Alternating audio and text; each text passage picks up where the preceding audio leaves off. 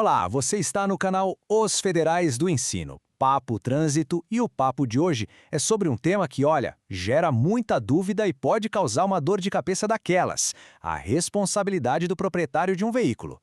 Mais especificamente, a gente vai mergulhar na infração de código 515.01. Vamos entender isso direitinho. Vamos imaginar uma cena super comum que acontece direto. Alguém empresta o carro para um amigo ou familiar. Aí, no meio do caminho, uma fiscalização.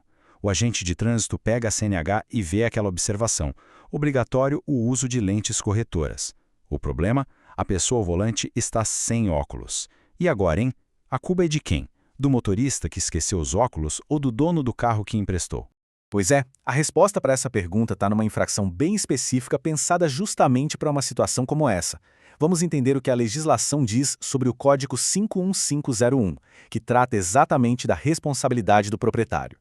A definição oficial, vinda direto do Manual Brasileiro de Fiscalização de Trânsito, é bem clara.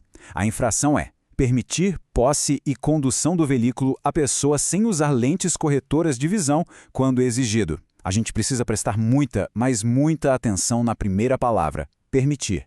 É ela que define tudo aqui. E olha, não é uma infração qualquer, não. A classificação dela é gravíssima. Isso já dá uma boa ideia do peso das consequências que vem por aí. E se é gravíssima, a pontuação é a máxima possível numa única autuação. São 7 pontos direto na CNH. A grande questão é, na CNH de quem, né? E aqui vem a resposta que pega muita gente surpresa. O manual é explícito. O infrator, ou seja, quem recebe a multa e os 7 pontos na carteira, é o proprietário do veículo. Isso mesmo, não o condutor que estava sem óculos, mas o dono do carro que permitiu que ele dirigisse naquela condição.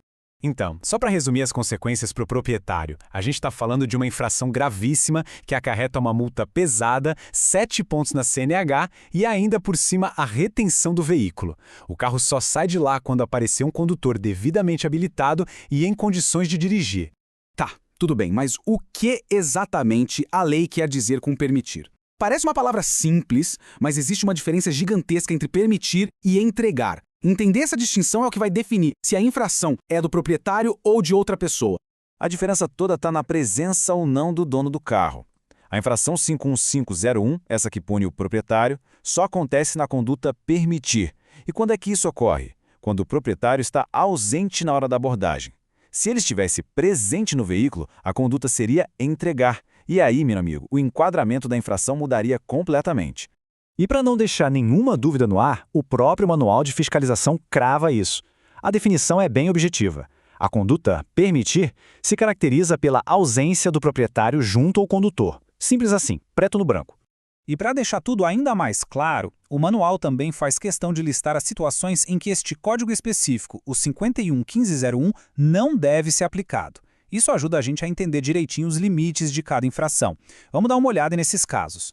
Por exemplo, se o proprietário está presente no carro, a infração muda para entregar, que tem outro código. Ou se o motorista tem uma incapacidade temporária, sei lá, um braço quebrado, também não se aplica. O mesmo vale para outras restrições da CNH, sabe? A lei é bem específica e tem um enquadramento para cada situação diferente. E tudo isso nos leva à grande lição de hoje. Ser proprietário de um veículo é muito mais do que só pagar os impostos e manter a documentação em dia. Existe uma responsabilidade ativa sobre quem dirige aquele carro e em que condições essa pessoa está. Então, isso nos leva a uma reflexão final, né? Fica aquela pergunta no ar.